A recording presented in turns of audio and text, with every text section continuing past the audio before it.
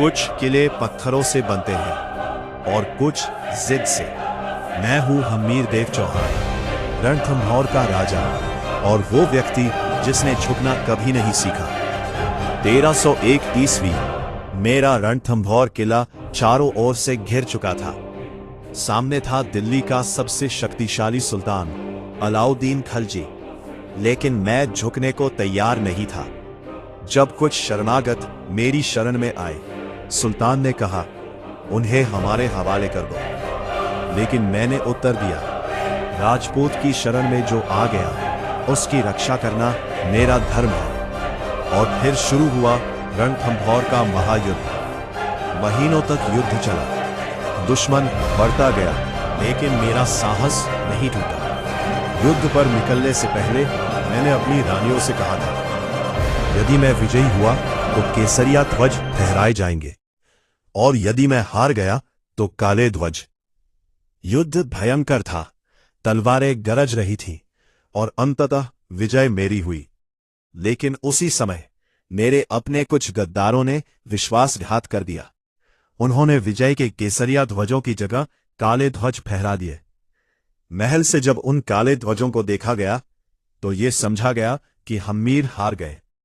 और फिर महल में जौहर की ज्वाला प्रज्वलित हो उठी।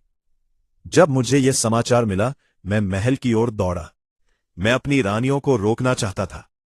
मैं बताना चाहता था कि मैं जीवित हूं, कि रणथंभौर अभी झुका नहीं है। लेकिन महल के द्वार बंद कर दिए गए थे, शायद इसलिए कि कोई भी जौहर को रोक न सके।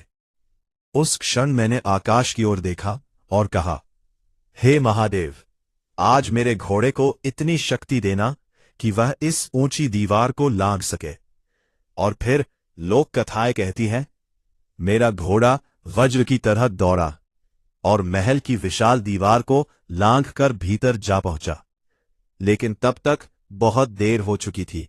जौहर की अग्नि जल चुकी थी, मेरी रानियां अमर हो चुकी थी। उस क्षण मेरे भीतर का राजा नहीं, एक पति रोया था। अब मेरे लिए जीवन का कोई मोह नहीं बचा था। लोक गाथाएं कहती हैं कि अंत में मैंने अपना शीश भगवान शिव को अर्पित कर दिया। इतिहास चाहे जो कहे, लेकिन मेरी कहानी केवल एक युद्ध की कहानी नहीं है। यह वचन की कहानी है, सम्मान की कहानी है, और उस पीड़ा की कहानी है जो विश्वासघात से जन्म लेती है। तिरिया तेन हम्मीर हठ चढ़े न दूजी बार। मैं हूं हम्मीर देव चौहान। राजपूत का सिर कट सकता है, लेकिन झुक नहीं सकता।